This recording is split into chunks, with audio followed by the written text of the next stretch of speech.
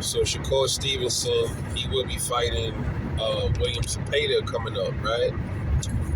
And one of somebody I was watching my channel, one of my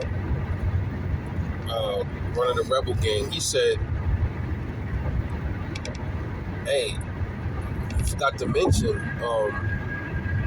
what if Shakur loses this fight because his hands are causing him issues?" And that's something that I didn't think about when I made the video, the prediction, but that kind of makes sense. Almost every fight, Shakur's been having problems with his hands, and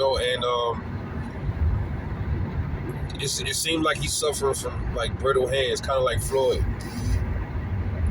And I hope, I hope that don't be an issue for his career, man. I hope it don't get any worse.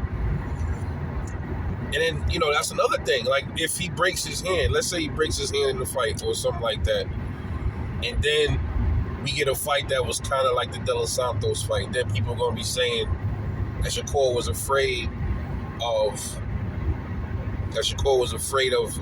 Zepeda because of his power. So I was thinking about that, man. So if you guys out there is betting on this fight, I would factor that in there just in case. You know what I mean? Because if his hands get bad in that fight, bro, he's gonna have to either two things he gonna have to do. Either he gonna have to be super defensively sound in that fight and pretty much be almost like he was in the De Los Santos fight, or he's gonna have to buckle down and bite down and put that leather to Zepeda however he can with that one hand. Similar to how Tank fought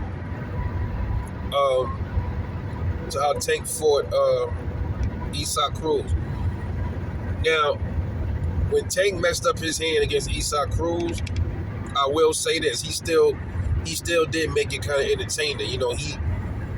He cracked Isaac with some shit, even though his hand was kind of fucked up. I will say that about Tank. Obviously he had to use some defense. He couldn't just stand there and get punched on. And Tank don't just stand there anyway. He's a mover too. It's boxing. So if Shakur doesn't, that's the thing though, man. See, Shakur is known for his defense like that. Tank ain't really known for that, so that's why Tank don't get that same heat. That's why in that fight, when his hand was messed up, you didn't really hear people complaining about Tank. They're like, oh man, Tank ran the whole fight. You didn't really hear that from Tank. A lot of people that support Tank or whatever, or the people that was watching that fight, because Tank is known to, for KOs and stuff like that. Shakur's not really known for that. So any little thing Shakur do, like is scrutinized, like he's under the radar for every one of his performances. And it's kind of crazy because, like, I guess that's something that boxers got to worry about. There's low visibility reported ahead. I guess that's something boxers got to worry about is, like, pure boxers. They got to worry about their performance every fight. Like, damn, do I got to go out there and put on. It's kind of like with Devin Haney when he fought Jorge Linares, right? I guess people were saying he was a born fighter. He not getting the knockouts and stuff, so he decided to please the fans and stand there and kind of mix it up with Jorge Linares. You saw what happened. So, but Shakur is like, yeah, I'm fighting how I want to fight. I don't care what nobody got to say about that. I'm going to fight how I fight. So, interesting to see how this fight plays out. If, hopefully nothing goes wrong with his hands. But if it does, interesting to see how he handles it, man. But anyway, let me know what you think about that.